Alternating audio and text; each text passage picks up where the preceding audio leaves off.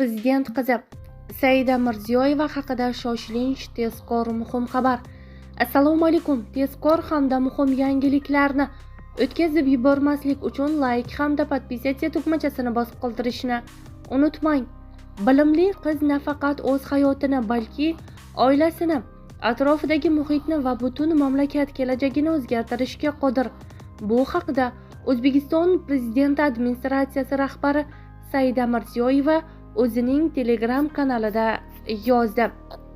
Saida Mirziyoyevaning yozishicha, bugungi kunda O'zbekiston oliy ta'lim muassasalarida 1,5 milliondan ziyod talaba tahsil olmoqda va ularning yarmidan ko'pini qizlar tashkil etadi. Bu mamlakat prezidenti tashabbusi bilan ta'lim sohasida amalga oshirilayotgan islohotlar natijasi.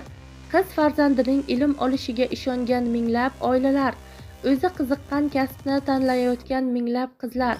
Ular o'qimoqda, izlanmoqda. Bu qizlarning o'ziga bo'lgan ishonchi hamda shijoati kun sayin ortib bormoqda. Bilimli qiz nafaqat o'z hayotini, balki oilasini, atrofidagi muhitni va butun mamlakat kelajagini o'zgartirishga qodir, deydi Prezident administratsiyasi rahbari.